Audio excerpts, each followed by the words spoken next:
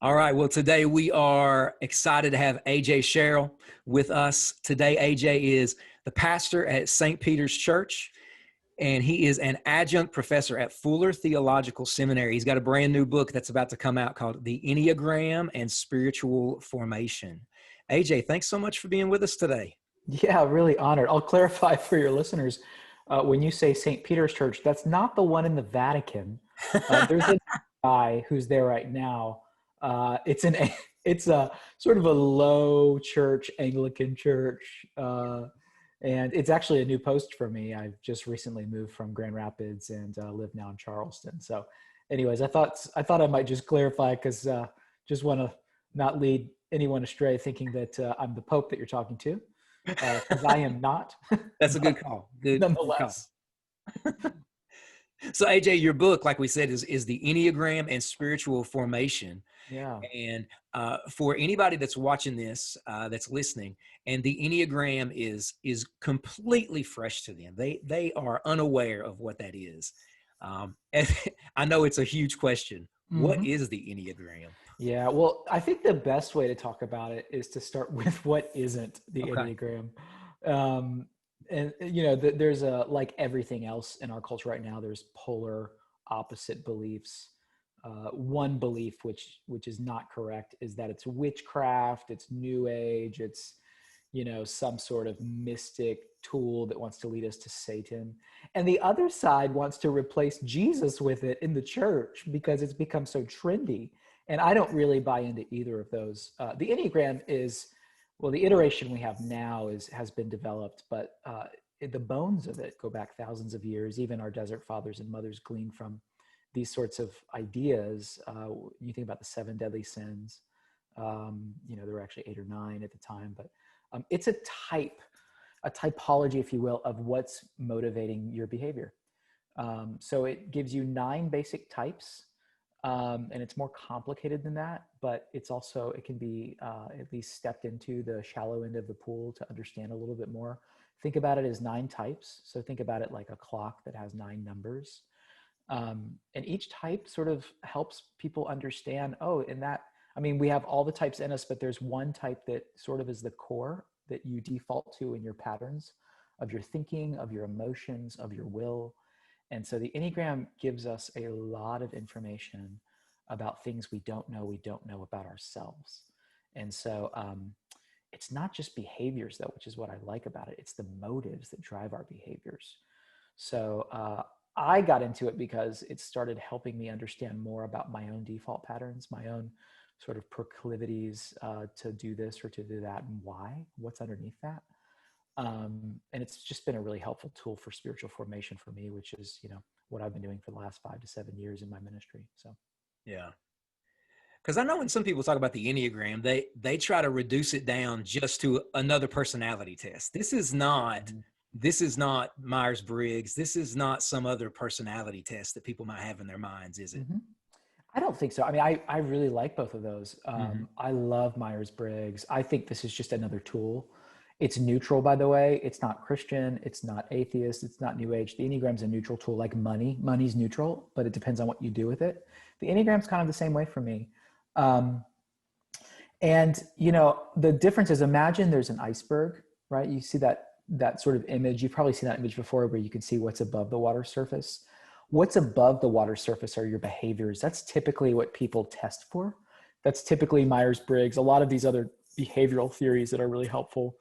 But what the Enneagram is actually what's below the surface. So I mentioned motives already. It's what you're not seeing that's driving you toward what you can see, those behaviors on top of the water in that iceberg. So like, I'll give you an example.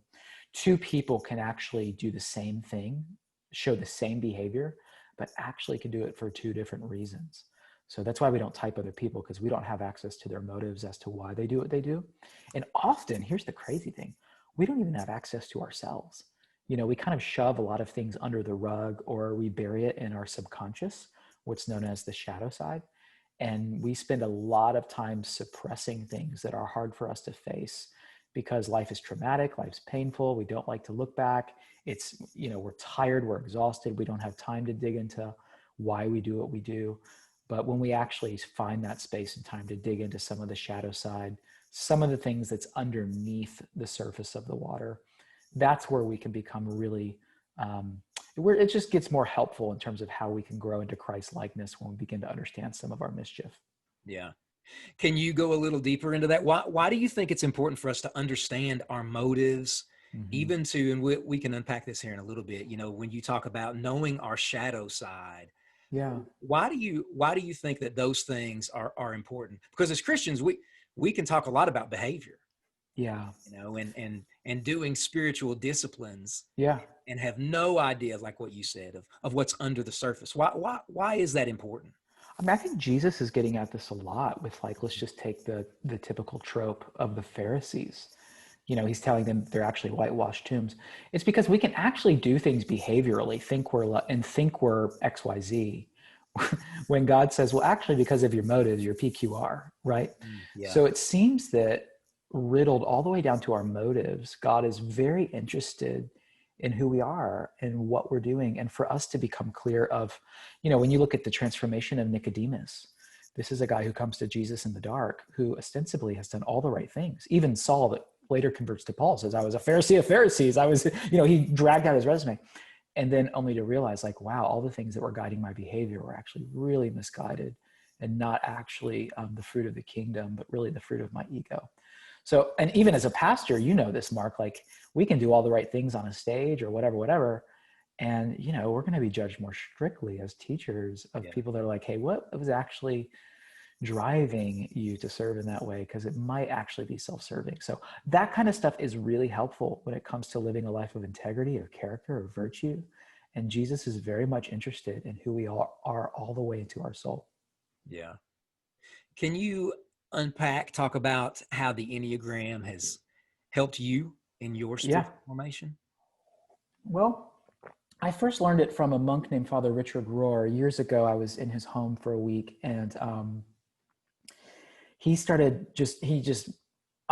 made an offhand comment, and I was like, wait, go back there. We need to talk about that. And so we spent several hours talking about the Enneagram. I'd never heard of it before. This was 7-8 years ago.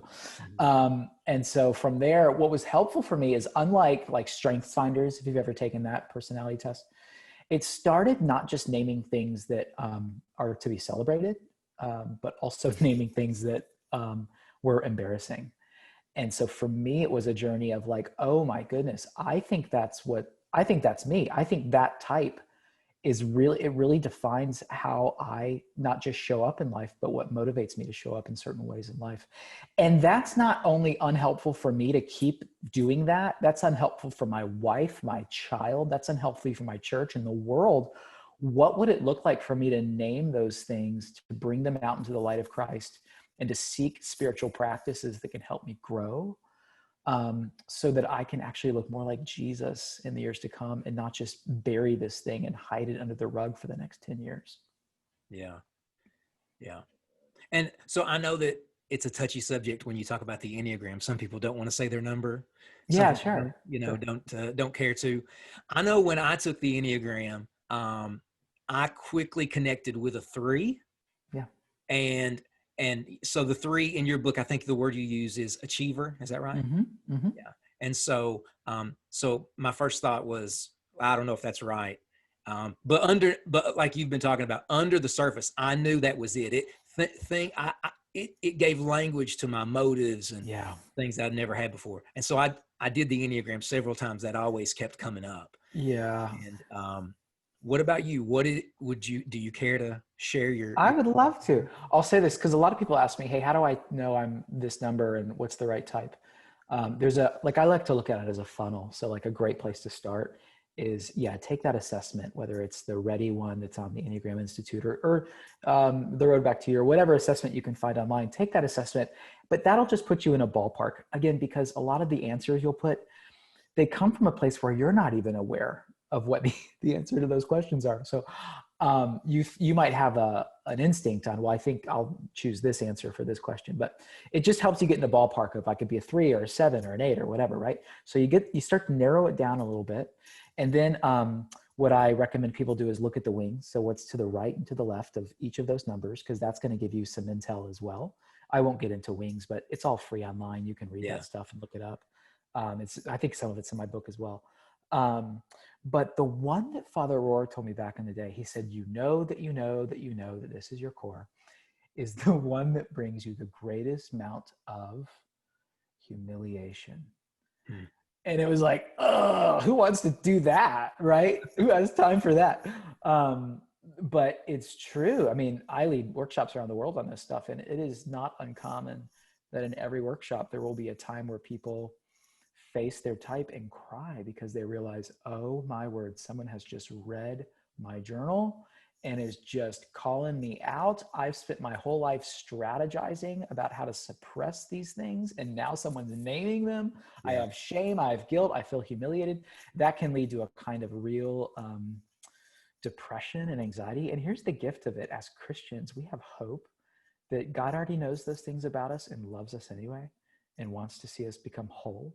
So I identify as an Enneagram 3, as you do, with a 4-wing, which basically means I'm a recovering jerk. And I'm constantly trying to get people to think that I am talented and good and worthy of love, worthy of, to be admired. And so I have to work really hard to make sure that I'm not trying to control the way people feel about me, and that I don't value myself for what I achieve and what I perform. But I value myself as a beloved child of God. So let me say a quick thing about Enneagram personality versus identity. I do a chapter of this in my recent book, The Enneagram for Spiritual Formation, because there's a lot of misconceptions around the Enneagram. The first is that I am my number. I am a 3. That's all I am. That's all I'll ever be, right? Number one, you have all the types in you somewhere. But I like to tell people that your personality is not your identity. You're a beloved child of God. That's your identity. There's nothing you can do to change that. God loves you, that God loves you, that God loves you. It's amazing. Now, what your personality is a strategy. I'll say it clearly. Your personality is not your identity. Your personality is a strategy. It's what you have learned over the course of life through a world that's both beautiful but broken and mired in sin. We take on patterns and we do certain things to navigate this world. And so over the course of time, both through your genetic coding and through your personal experiences, you figure out strategies to cope and to thrive in life. We all do it differently. It's called your personality. And it's beautiful and it's unique, but it's also broken. And so I want to make sure people know you are not a number. Okay. You're a beloved child of God. Yeah. And so that number can be helpful with your personality, but it's not who you are at the core root of your being. Yeah.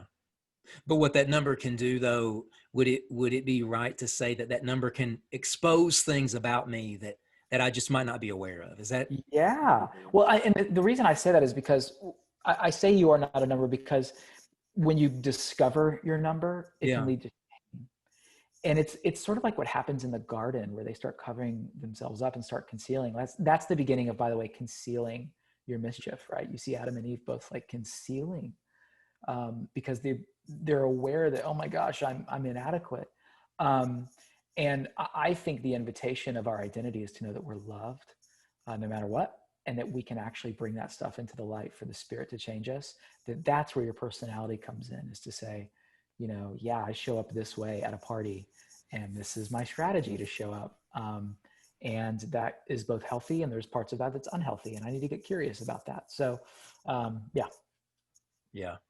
And what is it, just the example that you gave, I think that's a great example because it's so common. It's every day. Just showing up at a party. Mm-hmm. What is it about knowing how I show up at a party that can lead to maybe a new path of transformation? Yeah. That somebody just might not be aware of.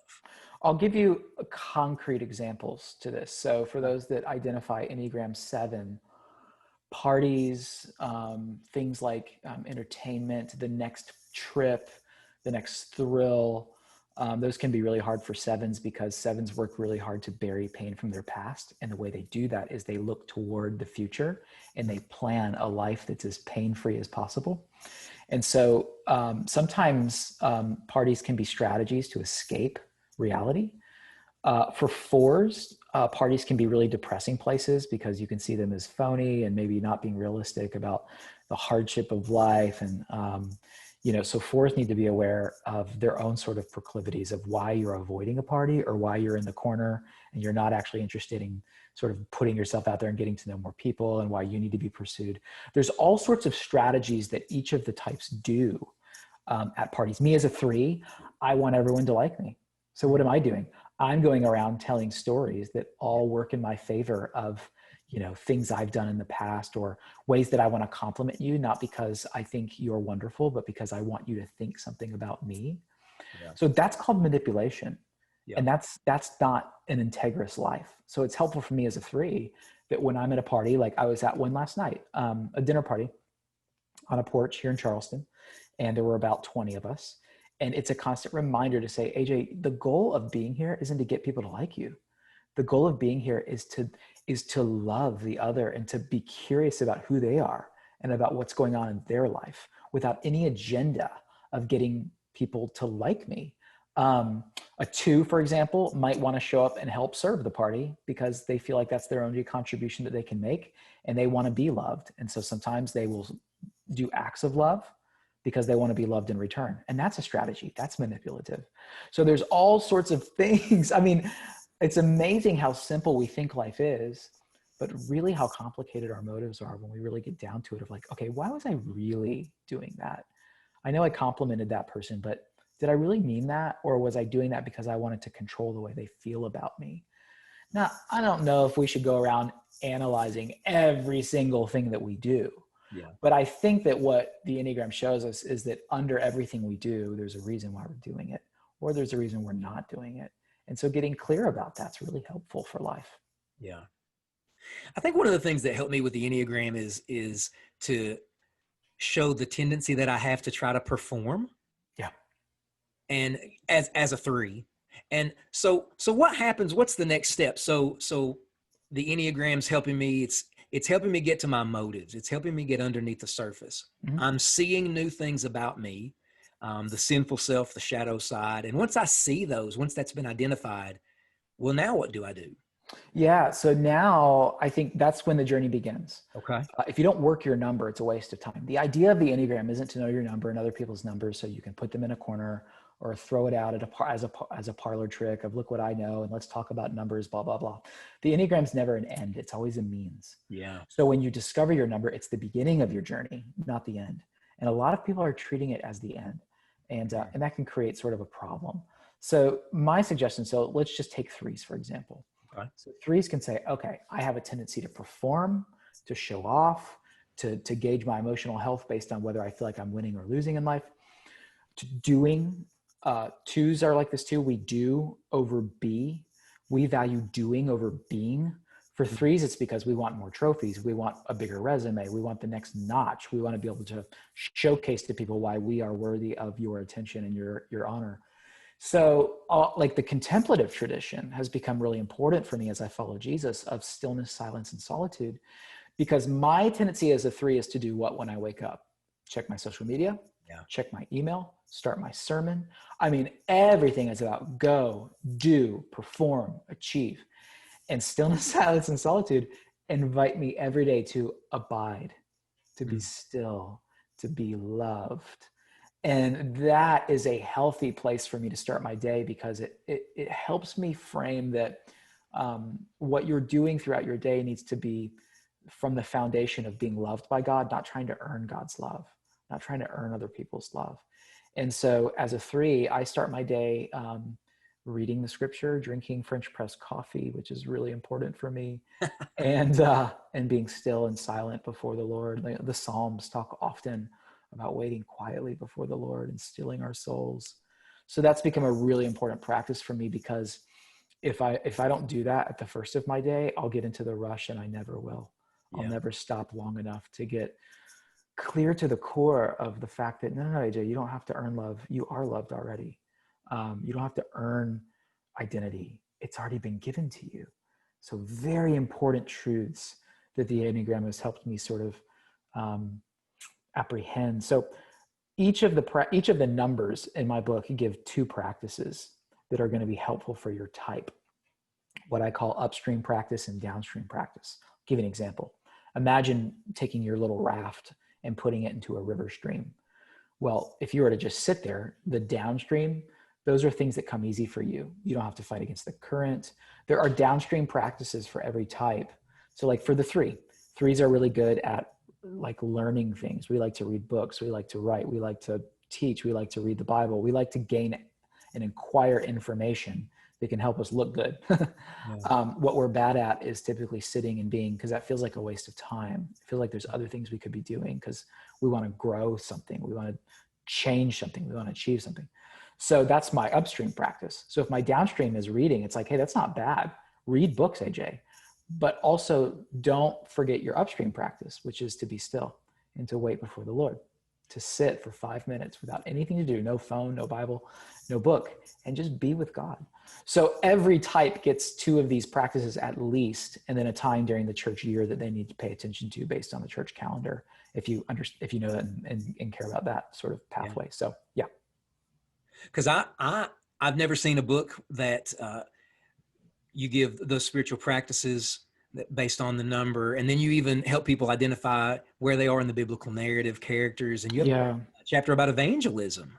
I just thought so starting with formation, and then I'll say a word about what came after that. Biblical narratives, and then I'll finish it with evangelism here. When we think about formation, one of the critiques I have on myself as a pastor and the church at large is that we try to batch spiritual formation. Okay. So we'll say to the church, hey, read your Bible, come to church, pray, and maybe give some money. And in 30 years, you'll be transformed. Most people after 30 years don't feel transformed. They just feel older.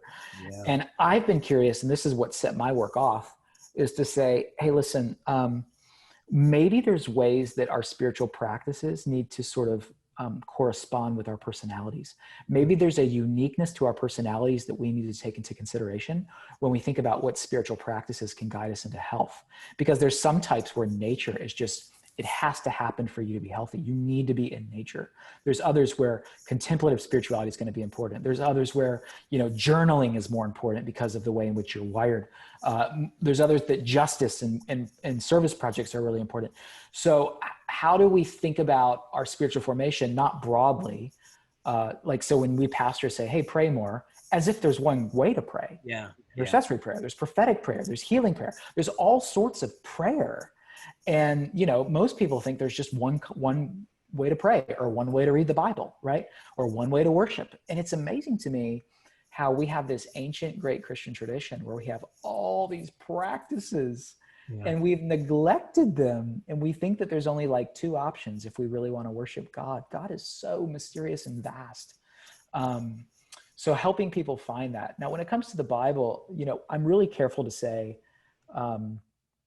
David isn't a 6, but there might be qualities of 6 that Peter or David exemplify, right?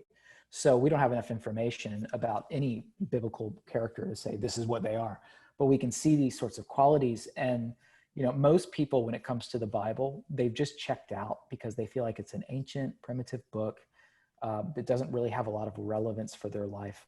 And this is what the Enneagram is helpful for. Your context might be different. Our technology is different.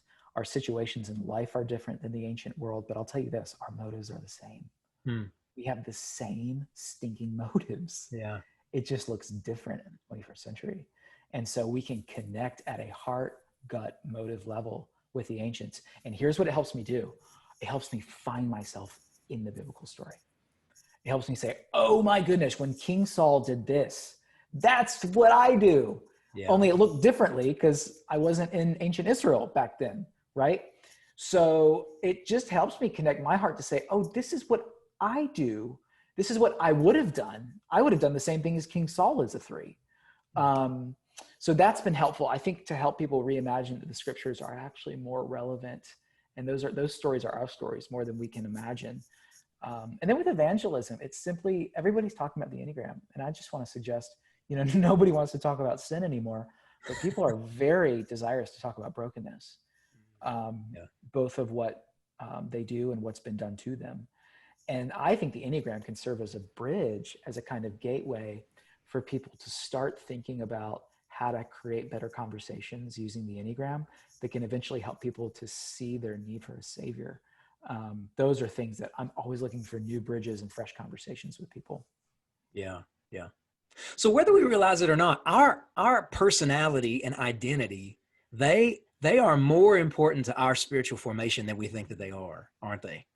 Oh, for sure. And Yeah. it's the beauty of the human person. It's how God created us. It's wonderful. And so that gets to the whole issue. You talk about this in your book, SelfAwareness. Mm-hmm. And you're starting to hear more people in the church, it sounds like, talk about self-awareness. Why is that important? Why is self-awareness something that Christians need to grow in, need to take seriously? Yeah, we're often unaware of how we show up and are being perceived by others. So it's helpful to do that so that you understand how the other person across the table sees you. You know, 8s are notorious to having an aggressive personality, and it's usually motivated by really good, true things, but it can be perceived as aggressive and sort of off-putting. And we all manifest in certain ways. So I'm not just putting 8s in the corner here. Yeah. But I think one of the things it does is it helps us to name some things that we used to call normal. And when we name those things and realize, oh, this isn't who I am, but I don't want this to stay like it is. I want this to grow. I don't want my daughter to continue to experience me as a crappy dad for the next 10 years. I would love for my daughter to reflect on her childhood, to know that, oh, my dad grew in love and in wisdom and stature, just as Jesus did, as we're told in the Gospels. And so becoming self-aware, we all have our biases, we all have our blind spots. That is the beginning of saying, okay, I'm not willing to just suppress this. I want to become aware of how you perceive me. And I want to heal that if it is an impediment for getting in the way of us running together and loving one another well. Or if I'm not exemplifying Christ, I need to become aware of that, rather than just saying, well, I'm just a 6 and it's how I am. Or I'm just that way. I'm just angry, or I'm just this or that. It's like, no. That might be true. You might be just that right now, but that's not all you can be. Like, there is healing that's available. And so that's really important, to become self-aware in that way. I like to use the Enneagram for leadership. So if any of your listeners lead organizations or teams, or if you're on a team, for those of us that lead meetings, for example, we think that our leadership style should be everyone's leadership style. We think that this is because I do it this way. This is the way it should be done. I'll give you an example. I used to be a pastor of a church in Grand Rapids called Mars Hill. And Mars Hill was full of 5s and 9s. So like people that are internal processors, not necessarily verbal right away. They like to go away, think, meditate, create some sort of brainstorm session. They like to be alone and to think and to be in their thoughts. And I'm like, Mr. Storyboard, whiteboard this, let's hash it out. And I realized after my first meeting, this was, 5-7 years ago, I was wanting to hash out new vision with them, and they were all just looking at me like I had like 10 eyeballs. And I left that meeting and I went home and I said to Elena, my wife, I said, I don't think it went very well. I don't think this team likes me very much, because I started whiteboarding and nobody had any comments to make. And a week later, I start getting all of these comments. I start getting all of this input. And I realized, AJ, these people are different in their personality than you. These people are different in how they function. You can't expect your personality to be what everybody's is. And what I realize is that their ideas, when I give them time and space, are actually better than mine, that I create in real time on a storyboard. And so it's things like that that's really helpful, whether you're a leader, whether you're a spouse, whether you are a student, whatever you might do. It's that sense of being able to become aware of why you do what you do, and how you need to understand that other people might do things differently than you. And I need to value that. And there's actually a distinction that's really good, that not everyone needs to be like us. Yeah. AJ, to go back to something that you said earlier, you talked about batching spiritual growth, that we have a tendency to do that. What is the difference, or do you think there is a difference between spiritual formation and the way that we usually think about spiritual growth? Well, I think spiritual growth, I think they're very close, so I wouldn't want to split hairs here. I think a lot of people view spiritual growth as transactional. Okay. So I give here, I show up there, God does this, I do that, kind of quid pro quo. I think what I like about the idea of spiritual formation is the process of relationality. So it's relation, not transaction. I'll be clear about this. Practices aren't the point. Yeah. The presence is the point. The presence of God. That's where transformation happens. It's in the presence of God where transformation takes place. It's that exposure to the divine that illumines light in us and transforms us over the course of our lives. And practices are simply the sails that we hoist in order for the Spirit to move and to flow in us. So the practices themselves, it's not like, hey, I'm asking you to walk through nature and then suddenly you're going to come back a different person. What is that nature? All it is, hiking, that presence, that practice, all it does is it puts you in a greater symphony to experience the presence of God. The same thing with the Bible. The Bible's not the point. The Bible points to the point, and that's the living presence of God that wants to be with us. And the Bible grafts us into that story, and it reminds us who we are. So formation for me is a kind of lifelong relational journey. And so I think that's the flow that we as I want to have a kind of look for myself. It's not about, I need to get up tomorrow and get everything right. It's no, you need to get up tomorrow and find ways that you can practice being in God's presence. And if you'll do that over the course of life, hopefully we are formed and transformed and reformed into the likeness of Christ more and more every day. But that's a very long, committed spiritual journey. And I think that's what I like about formation, is that it just feels like, hey, take your time. God gave us time so that not everything has to happen at once, right? We are justified instantaneously, but God created time. He loves it. He gives us the course of our lives to work out our salvation with fear and trembling and to grow, right? So I like spiritual growth. I don't think it's a bad term either. I think they can be synonymous. Formation feels like it's a sort of labyrinth or a sort of lab that I get to be in with God for the rest of my life, and that God is patient with me. Yeah. Do you think there are some things that have shaped the church, if you will, in this moment that makes spiritual formation something that we need to rediscover, like voices that have shaped the church, forces that have shaped the church, and almost that this is a moment we need to go back to these practices? Yeah, I mean, I think, so we come out of the Reformation period, which was needed. Justification by faith, to be clarified, was needed. I think a lot of Christians are waking up to the reality that justification is only the beginning of a journey. That, I grew up in a church context where it was about being saved, and the goal of every church service every week was modeled out every week is to come down to the altar and be saved. Yeah. And I think that is a massive part of spiritual life. However, we have done that often to a suppression to the work of the Spirit, and to the work of sanctification. So we talked a lot about glorification someday back there, and justification for salvation now, but it's that sanctification, that formation, that discipleship that was often so omitted in the local church, at least that I grew up in. And I think a lot of people are sort of waking up right now and realizing, I want to grow. I want to change. I want to be whole. I want shalom. I don't just want to go somewhere when I die. I want to be more. I want to be whole. And that's where a lot of this stuff comes in, that are the mystics, and, even in the medieval period, they were much more aware of these things than we are. We can be very dualistic, that you get saved and you go to heaven. And there's this whole life of unpacking the divine life within you and becoming, as 2 Peter 1:4 says, partakers of the divine nature, that we partake and participate in the life of God. And it's designed to expand us into Christ's image over the course of our lives. So that's really beautiful and interesting for me to consider for my own life. Yeah. Yeah. People I would say are really into this, Richard Foster, Dallas Willard, Adele Calhoun, my dear friend, John Mark Comer, does a lot of good work in this area. There's so many people right now that are writing really good resources on this. If you're interested in the contemplative journey, I wrote a little book. It's like 60 pages called Quiet, Hearing God Amidst the Noise. Okay. It's my journey into contemplative prayer and learning how to be still. So I give like practical step-by-step scriptural invitations for people to say, okay, what does it mean to sit in God's presence and be still? Because I got 1,000 things on my mind. How do I calm my racing brain down long enough to just be loved, right?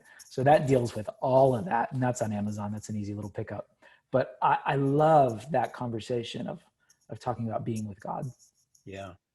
Do you think that part of the resurgence in the contemplative in the church today is because we've read our Bibles, we've prayed, and we've done all these things. And again, those things are great, but we're sensing under the surface there is more. Do you think that's part of it? Yeah, I think people are waking up to the reality that their lives are really hurried. Yeah. Not a lot of space. COVID's a terrible tragedy.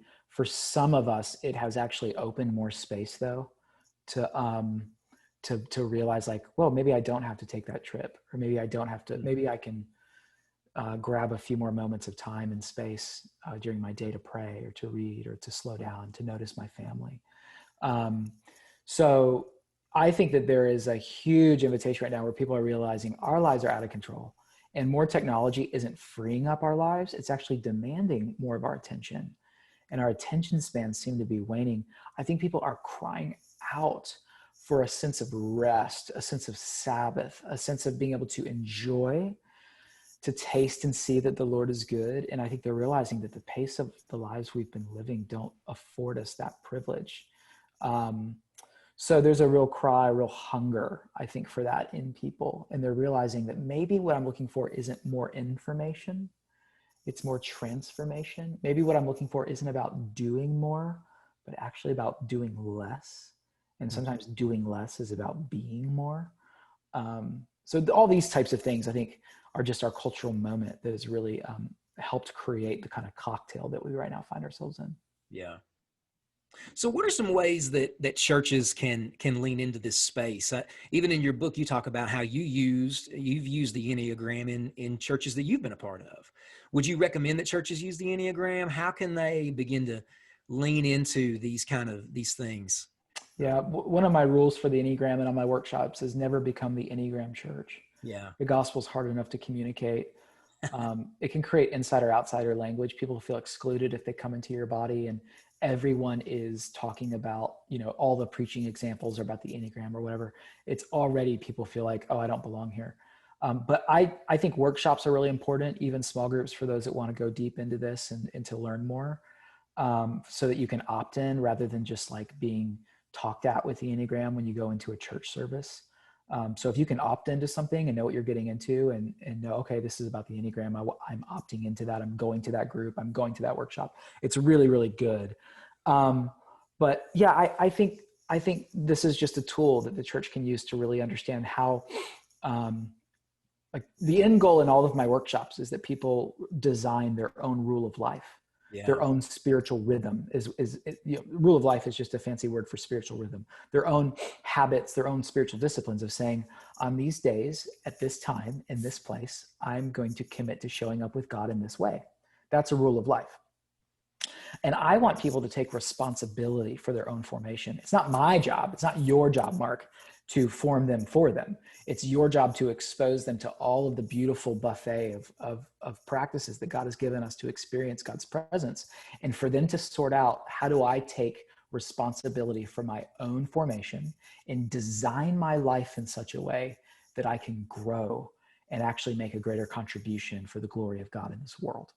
And so I love people to leave with a worksheet that I'll lead them through where they can decide what practices, what days, what rhythms are going to help them grow, and they'll commit to it, right?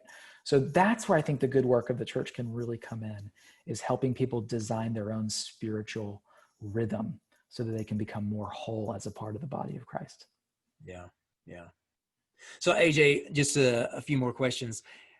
Somebody that's watching this, listening to this, they've come to the end and they said, all right, the Enneagram's new to me, but I'm in, I want to try it out. Is there a place online maybe that you would recommend? Hey, if anybody's never done the Enneagram, you should go to this place. Here it is. Try this one. Yeah. I mean, the Enneagram Institute, if you just Google those two words, that's going to lead you into that. There's a $12 test there called the RHETI, RHETI. It's an acronym. I don't remember what it stands for. But that's not a Christian sort of organization. There's a lot of really good Christian organizations right now that you can find. Like if you look up Enneagram and Gospel or Enneagram and Christian, you'll find organizations that have an online presence. And then also, I bought the EnneaApp, ENNEA app, APP. Yep. Elena and I use it because it helps you understand your marriage and how together your numbers flow. So a lot of people are interested in that kind of stuff. A question I get a lot is like, hey, what types are good to marry what type, right? Did I marry the wrong type? And it's like, here's the secret of marriage. Marriage is not about what type of person you marry. Whatever type person you marry, you're creating something unique that the world's never seen before between the two of you becoming one, which is really inspiring. But the second thing is this, that what you need for a healthy marriage isn't to marry the right type. It's that if both parties are committed to humility, every type is comparable with every other type. No type goes well with any other type if there's not humility in a marriage. So that's why I'm constantly telling married couples that until you're willing to be humble, your marriage is not going to thrive. And so no matter who you marry, what type it is, it's just not going to work. It's not going to be great. But with humility, any marriage and any type combination can be a wonderful declaration of God's glory to the world. Yeah. Well, that's great. That's great. AJ, I love talking about these things. I feel like we could go on, but I want to honor your time. Before we started to record, you mentioned that you have a website, ajsherrill.org. Yep. ajsherrill.org. Okay. And if somebody wanted to connect with you online, where could they find you at? There's a little form there you can fill out, and that goes to email. Also, I'm the lead pastor of St. Peter's Church in Mount Pleasant, South Carolina. So I believe my contact stuff is available there as well. Okay. Great. Awesome. AJ, it's been great. Thanks so much for being on the Churchology podcast. Yeah. So good to meet you, Mark. Grace and peace.